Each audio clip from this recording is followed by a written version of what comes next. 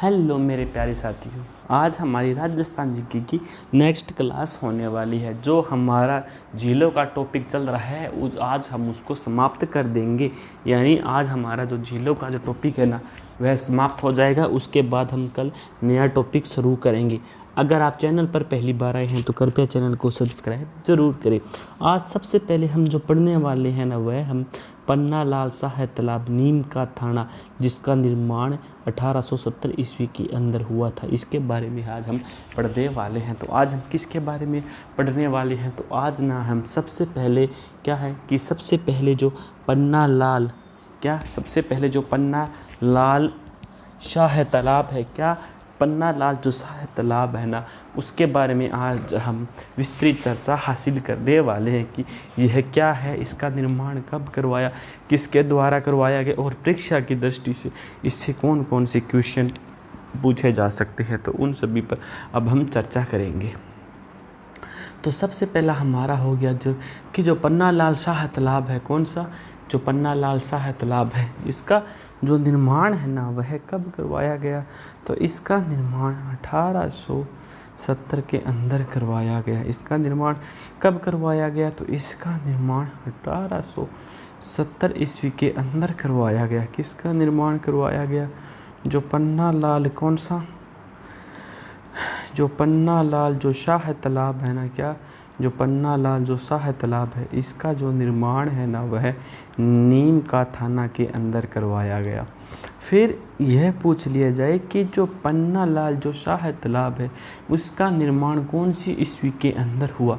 तो यह पर भी हमारा एक इम्पोर्टेंट क्वेश्चन बनता है। तो इसका हो जाएगा कि इसका जो निर्माण है ना वह कब?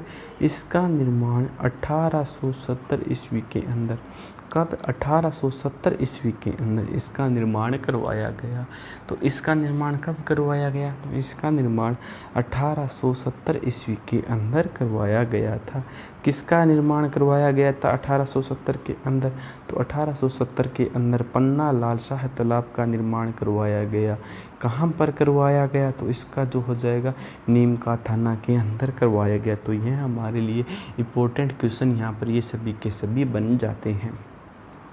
उसके बाद हम नेक्स्ट आगे चलते हैं। आगे हमारा है कि खेतड़ी के महाराज अजीत सिंह के आमंत्रण पर पधारे स्वामी विवेकानंद को इसी तालाब में बने आवास में ठहराया गया था। यानी क्या?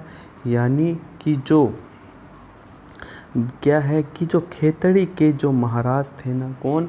जो खेतड़ी के महाराज थे, कौन थे खेतड़ी के महाराज?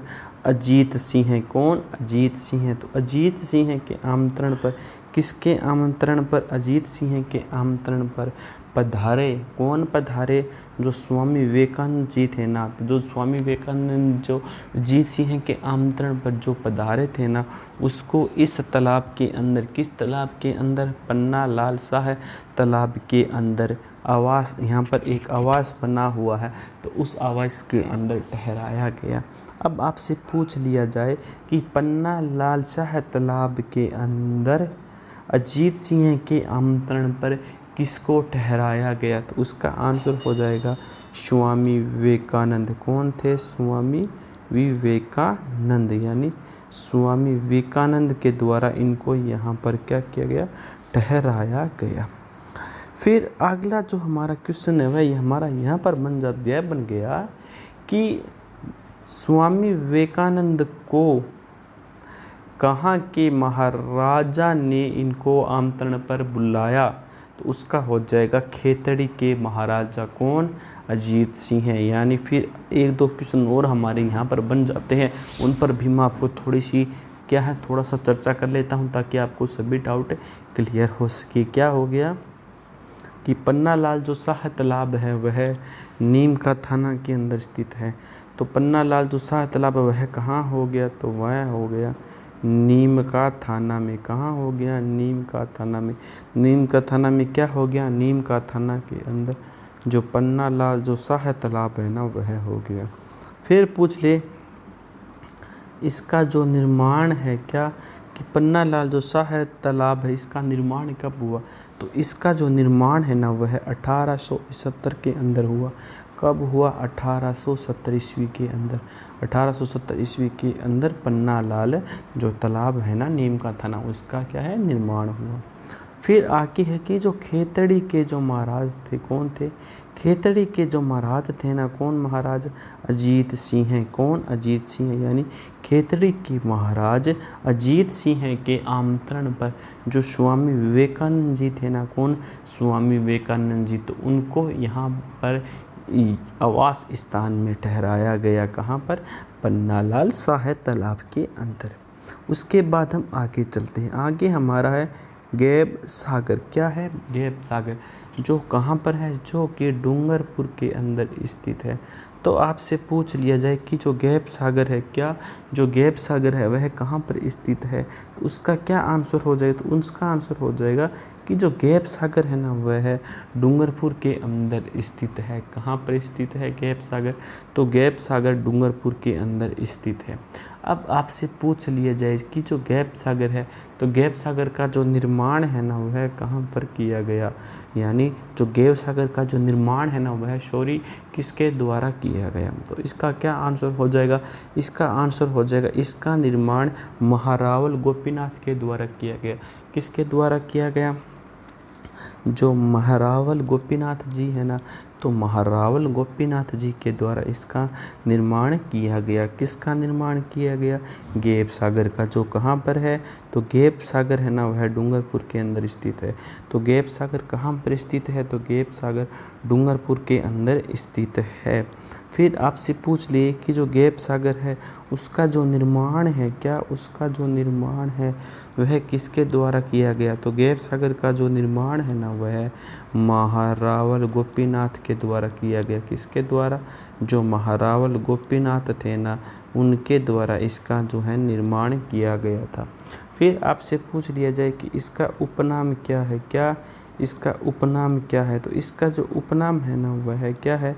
इसका उपनाम है एडवर्ड सागर बांध। क्या है? एडवर्ड सागर बांध। यानी जो गैब सागर है ना, गैब सागर का जो उपनाम है ना वह है एडवर्ड सागर बांध है। क्या हो गया? एडवर्ड सागर बांध। फिर हम आगे चलते हैं। आगे है इसके तट पर बादल महल स्थित है। किसके तट पर बादल महल स्थित है? जो गैब सागर है ना, क्या जो गैब सागर है ना, तो गैब सागर के तट पर बादल महल स्थित है। क्या है? गैब सागर के तट पर बादल महल स्थित है। फिर है कालीबाई स्मारक और विवेकानंद स्मारक यहीं पर बना हुआ है। तो अब आपसे पूछ लिया जाए कि कालीबाई स्मारक क्या, कि जो कालीबाई स्मारक है, कालीबाई स्मारक और इसी के साथ साथ जो विवेकानंद स्मारक है, कौन सा स्मारक है?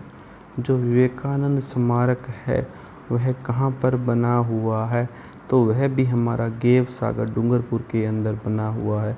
कहाँ पर बना हुआ है? यह भी हमारा गैब सागर डूंगरपुर के अंदर बना हुआ है। तो एक बार और हम पुनः गैब सागर पर थोड़ी सी चर्चा और कर लेते हैं कि इसके बारे में क्या कुछ खास है। तो जो गैब सागर है, सबसे पहला तो क्वेश्चन यही हो गया कि जो गैब सागर है वह स्थित कहाँ पर है? तो गैब सागर कहाँ पर स्थित है? तो जो गैब सागर है ना वह डूंगरपुर के अंदर स्थित है। कहाँ पर स्थित है? डूंगरपुर के अंदर स्थित है। यानी तो हमको पता होना चाहिए कि जो गैब सागर है ना यह हमारा डूंगरपुर के अंदर स्थित है। कहाँ पर स्थित हो गया गैब सागर? तो गैब सागर हमारा डूंगरपुर के अंदर स्थित हो गया। फिर आगे देखते हैं कि जो इसका जो निर्माण है, किसका निर्माण? गैब सागर का जो निर्माण यह किसके द्वारा करवाया गया? तो यहाँ पर हमारा एक और क्वेश्चन बन गया कि जो गैब सागर का जो निर्माण है ना वह है महारावल गोपीनाथ के द्वारा करवाया गया। किसके द्वारा करवाया गया? महारावल गोपीनाथ है ना, उनके द्वारा इसका निर्माण करवाया गया। किसका निर्माण करवाया गया? गैब सागर का निर्माण करवाया गया।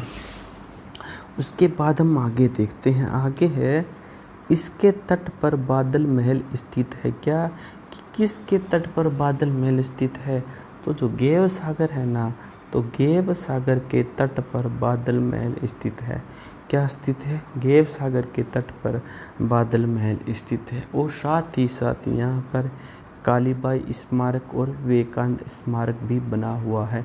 तो यहाँ पर साथ साथ क्या बना हुआ है यहीं पर, तो यहाँ पर यहीं साथ साथ कालीबाई स्मारक और विवेकानंद स्मारक है ना, वह भी बना हुआ है।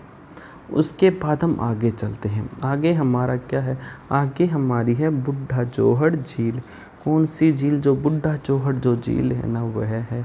तो अब आपसे पूछ लिया जाए कि जो बुढ़ा जोड़ा जो झील है वह कहाँ पर स्थित है, तो उसका आप क्या आंसर दोगे, तो उसका आपका आंसर आना चाहिए कि अनूपगढ़, यानी अनूपगढ़ के अंदर बुढ़ा जोड़ा झील स्थित है।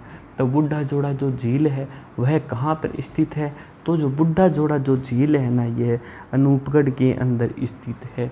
कहाँ पर स्थित है, अनूपगढ़ के अंदर। तो यह भी हमारा एक इम्पोर्टेंट क्वेश्चन यहाँ पर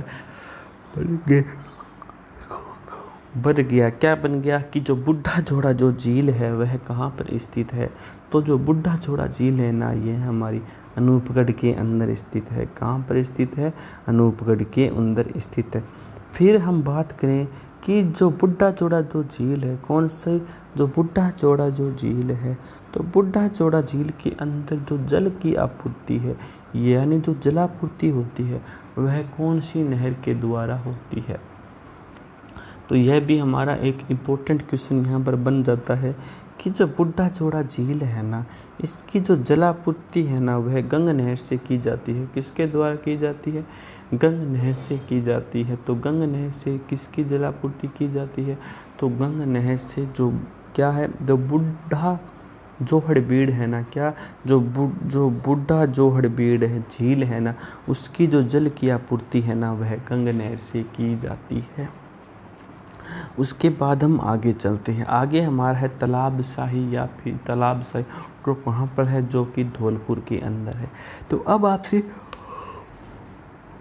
पूछ लिया जाए कि जो तालाब शाही झील है, कौन सी झील, जो तालाब शाही झील है वह कहाँ पर स्थित है, तो उसका आप क्या आंसर दोगे, आप मुझे कमेंट के माध्यम से बताइए। तो उसका हम आंसर देंगे कि जो तालाब शाही झील है ना वह धौलपुर के अंदर स्थित है। कहाँ पर स्थित है, तालाब शाही जो झील है ना यह धौलपुर के अंदर स्थित है। कहाँ स्थित होगी तालाब शाही झील, तो तालाब शाही जो झील है ना यह धौलपुर के अंदर स्थित है।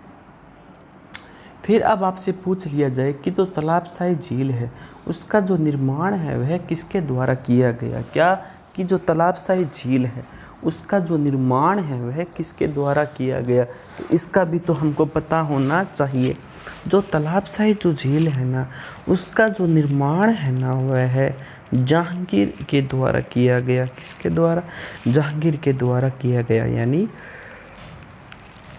जो तालाब शाही झील है, यानी जो तालाब शाही झील है ना उसका जो निर्माण है ना वह जहांगीर के द्वारा किया गया था। अब हम आगे चलते हैं। आगे हमारी है जो चौपाड़ झील है वह कहाँ पर है, तो जो चौपाड़ झील है ना ये हमारी पाली के अंदर स्थित है। तो चौपाड़ झील कहाँ पर स्थित है, तो जो चौपाड़ झील है ना यह पाली के अंदर स्थित है। कहाँ पर स्थित है, पाली के अंदर स्थित है। उसके बाद संत मावजी ने, किसने, जो संत मावजी थे ना, तो संत मावजी ने 5 ग्रंथ लिखे जिन्हें चोपड़ा कहा जाता है। तो संत मावजी ने क्या लिखे, संत मावजी ने 5 ग्रंथ लिखे जिन्हें क्या कहा जाता है, जिन्हें चोपड़ा कहा जाता है। तो यह भी हमको पता होना चाहिए। क्या पता होना चाहिए कि जो संत मावजी थे ना, कौन थे, जो संत मावजी थे, तो संत मावजी ने 5 ग्रंथ लिखे। क्या लिखे, 5 ग्रंथ लिखे जिन्हें क्या कहा गया, जिन्हें चोपड़ा कहा जाता है। जिनको क्या कहा जाता है, जिनको चोपड़ा कहा जाता है। उसके बाद हम आगे चलते हैं। आगे है राज्य की अन्य महत्वपूर्ण जिले कौन कौन सी हैं, उन पर भी हम थोड़ी सी नज़र डाल लेते हैं कि राज्य की अन्य महत्वपूर्ण जो ज़िले हैं वह कौन कौन सी हैं। सबसे पहला तो हो गया कि जो हमारी बूंदी है, कौन सी, बूंदी। राज्य के सबसे बूंदी के अंदर कौन कौन सी ज़िले हैं, तो बूंदी के अंदर जो हमारी ज़िले हैं ना वह हो गया कि बूंदी के अंदर एक तो हमारी किशोर सागर झील है। कौन सी झील है बूंदी के अंदर, तो बूंदी के अंदर हमारी किशोर सागर झील है। कौन सी झील है? किशोर सागर झील है। तो जो हमारा बूंदी है, तो बूंदी के अंदर कौन कौन सी झीलें हैं? तो बूंदी के अंदर सबसे पहले तो हो जाती है किशोर सागर झील। कौन सी झील हो गई? किशोर सागर झील हो गई। उसके बाद जो नेक्स्ट झील है वह है फुलरानी झील। कौन सी झील है? फुलरानी झील। उसके बाद जो नेक्स्ट झील है वह है जेत सागर झील। कौन सी झील है? जेत सागर झील। फिर हम देखें 12, तो 12 के अंदर कौन कौन सी झीलें हैं? तो 12 के अंदर एक तो है सीताबाड़ी झील। कौन सी झील है?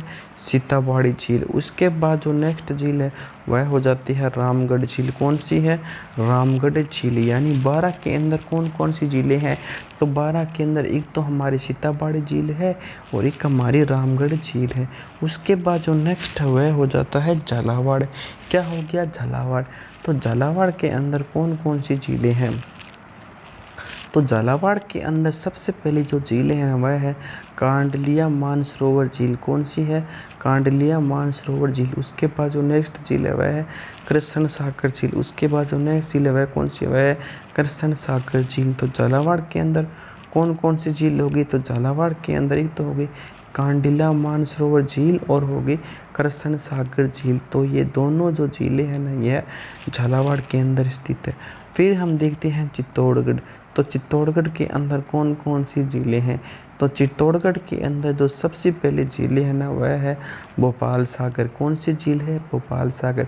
उसके बाद है मातरकुंडिया झील। इसको राजस्थान का हरिद्वार भी कहते हैं। राजस्थान का हरिद्वार किस झील को कहते हैं? तो राजस्थान का हरिद्वार मातरकुंडिया झील को भी कहा जाता है। तो राजस्थान के अंदर अन्य महत्वपूर्ण ज़िले कौन कौन सी है? तो राजस्थान के अंदर जो महत्वपूर्ण ज़िले हैं ना, सबसे पहले तो हम बूंदी के अंदर देखें तो बूंदी के अंदर एक तो है किशोर सागर झील और दूसरी है वह है फुलरानी झील और जो तीसरी है वह है जेत सागर झील। ये तीनों झीलें बूंदी की प्रमुख झीलें हैं। कौन सी झील होगी? किशोर सागर झील, फुलरानी झील और जेत सागर झील होगी। उसके बाद जो 12 है, 12 की कौन सी झीलें होगी? तो 12 की यहाँ पर जो झीलें हैं वह हो जाती है तो कि सीताबाड़ी झील और एक होगी रामगढ़ झील। कौन सी झील हो गई? 12 के अंदर हो गई सीताबाड़ी झील और रामगढ़ झील। उसके बाद हम नेक्स्ट चलें, नेक्स्ट हमारी है झालावाड़। तो झालावाड़ के अंदर कौन कौन सी झीलें हैं? तो झालावाड़ के अंदर हो गई हमारी एक तो हो गई कांडिला मानसरोवर झील। कौन सी हो गई? कांडिला मानसरोवर झील। और दूसरी है वह है कृष्ण सागर झील। दूसरी कौन सी है? तो दूसरी हो जाएगी कृष्ण सागर झील। तो झालावाड़ के अंदर कौन कौन सी झीलें होगी? तो झालावाड़ के अंदर जो सबसे पहले जो झील है वह होगी कांडिला मानसरोवर झील और दूसरी है वह है कृष्ण सागर झील। कौन सी है? कृष्ण सागर झील। उसके बाद जो नेक्स्ट है वह है चित्तौड़गढ़। तो चित्तौड़गढ़ के अंदर कौन कौन सी झीलें हैं? तो चित्तौड़गढ़ के अंदर सबसे पहले तो हमारी होगी भोपाल सागर झील, फिर होगी मातरकुंडिया झील जिसको राजस्थान का हरिद्वार भी कहा जाता है। तो आपसे पूछ लिया जाए कि राजस्थान का हरिद्वार किस झील को कहा जाता है? तो राजस्थान का हरिद्वार या मातरकुंडिया झील को कहा जाता है। अब हम भारत के संदर्भ में देख लेते हैं कि भारत की जो प्रमुख झीलें हैं वह कौन कौन सी है।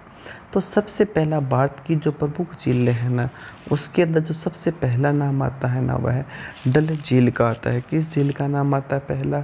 तो जो पहला नाम आता है ना वह डल झील का आता है। तो डल झील कहाँ पर स्थित है? तो जो डल झील है ना यह जम्मू कश्मीर के अंदर स्थित है। कहाँ पर है? जम्मू कश्मीर, यानी जम्मू कश्मीर के अंदर डल झील है। कहाँ पर है? डल झील। तो डल झील है ना वह जम्मू कश्मीर के अंदर स्थित है। तो हमको सबसे पहले यह पता होना चाहिए। फिर है भारत की मीठे पानी की सबसे बड़ी प्राकृतिक झील कौन सी है? तो भारत की सबसे बड़ी जो प्राकृतिक मीठे पानी की झील है ना वह हमारी यही है डल झील। कौन सी झील? डल झील, जो कहाँ पर है? जो जम्मू कश्मीर के अंदर, और यह भारत की मीठे पानी की सबसे बड़ी प्राकृतिक झील है। फिर है इसमें से तुलबुल परियोजना संचालित है। कौन सी परियोजना संचालित है डल झील से? तो डल झील से जो तुलबुल परियोजना है ना वह संचालित है। कौन सी परियोजना संचालित है? तुलबुल परियोजना संचालित है। किससे संचालित है? डल झील से। उसके बाद आगे हम चलते हैं, आगे है हमारा लोकटक झील, जो कहाँ पर है? जो मणिपुर के अंदर है। तो जो लोकटक झील है वह कहाँ पर स्थित है? तो जो लोकटक झील है ना वह मणिपुर के अंदर स्थित है। कहाँ पर स्थित है लोकटक झील? तो लोकटक झील जो हमारी है वह मणिपुर के अंदर स्थित है। इस झील के 70% भाग पर फूमड़ी घास पाई जाती है। क्या पाई जाती है? कि इस झील के 70% भाग पर फूमड़ी घास पाई जाती है। इस कारण इसे भारत का एकमात्र तैरता हुआ राष्ट्रीय उद्यान केइबुल लामाजमालो स्थित है। तो क्या है यहाँ पर? तो इस झील के अंदर जो 70% भाग है ना उस पर फूमड़ी घास पाई जाती है। इसी कारण इसमें भारत का एकमात्र तैरता हुआ राष्ट्रीय उद्यान केइबुल लामाजाओ स्थित है। फिर है पूर्वोत्तर भारत की सबसे बड़ी मीठे पानी की झील यही है। क्या? कि भारत के अंदर जो पूर्वोत्तरी भारत है ना उसके अंदर जो सबसे बड़ी जो मीठे पानी की झील है ना वह हमारी यही झील है। कौन सी झील है? लोकटक झील। लोकटक झील पूर्वोत्तर भारत की सबसे बड़ी मीठे पानी की झील है। फिर है यह झील मणिपुर की पहाड़ियों में स्थित है। यानी जो हमारी लोकटक झील है, कौन सी झील? लोकटक झील है। तो लोकटक झील मणिपुर की पहाड़ियों में स्थित है। कहाँ पर स्थित है? तो लोकटक झील मणिपुर की पहाड़ियों के अंदर स्थित है, जहाँ सुंदर हिरण संगाई मिलता है। क्या मिलता है? जहाँ पर सुंदर हिरण संगाई है ना वह मिलता है।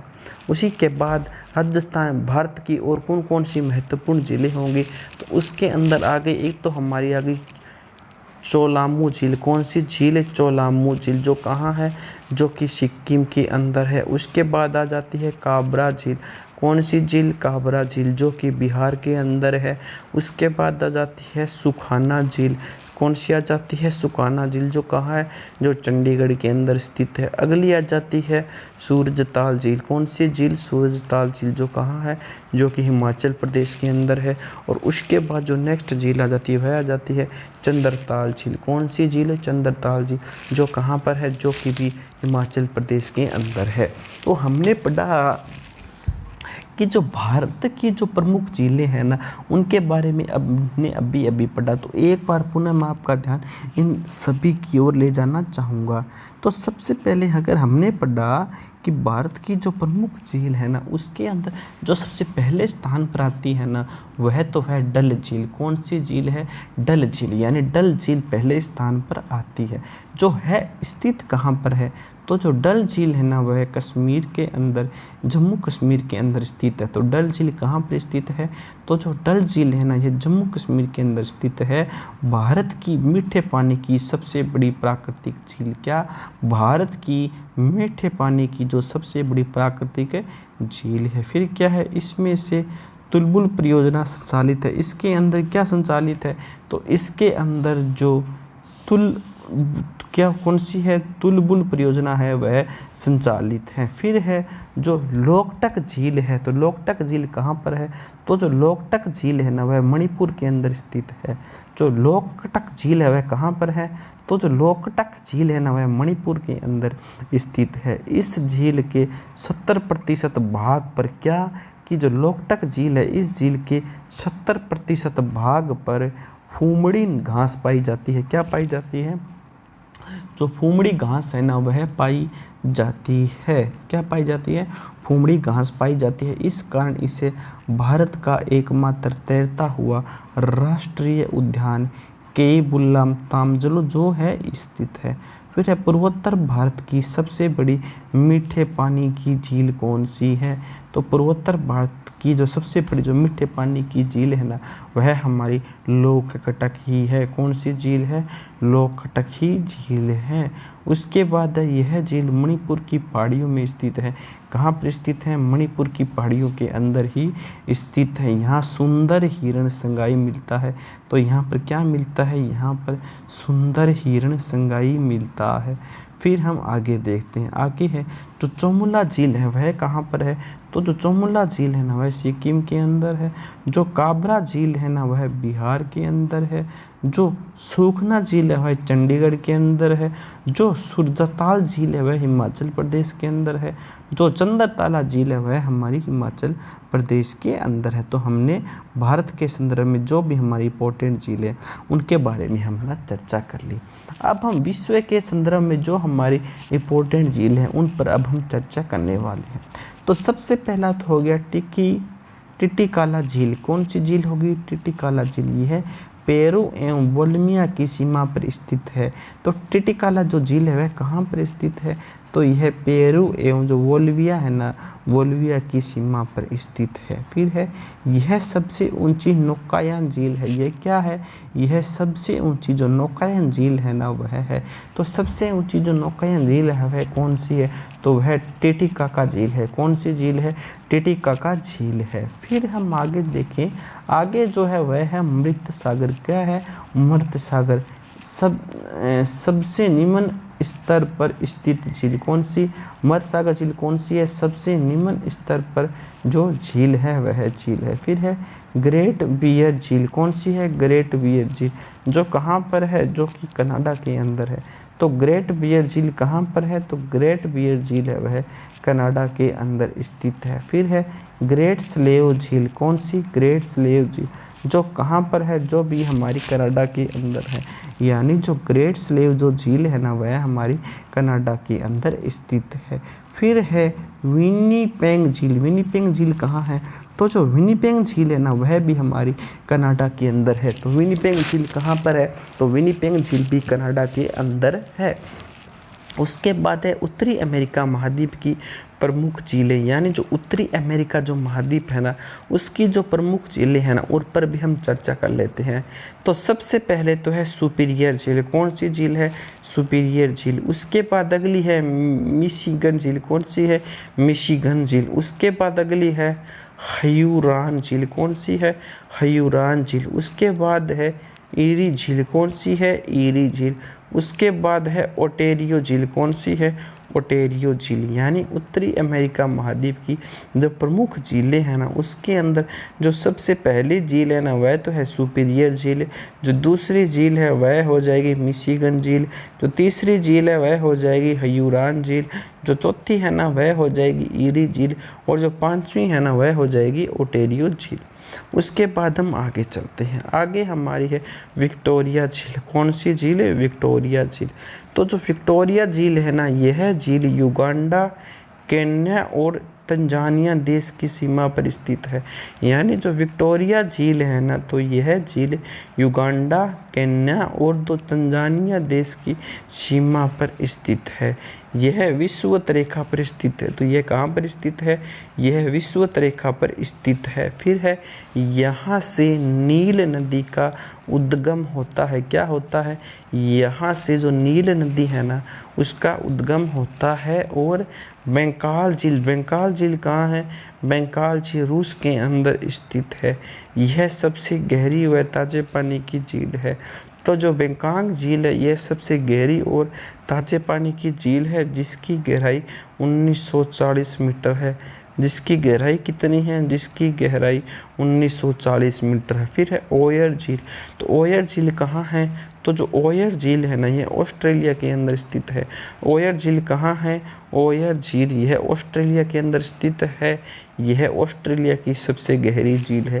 तो ऑस्ट्रेलिया की जो सबसे गहरी झील है वह कौन सी है? वह ओयर झील है।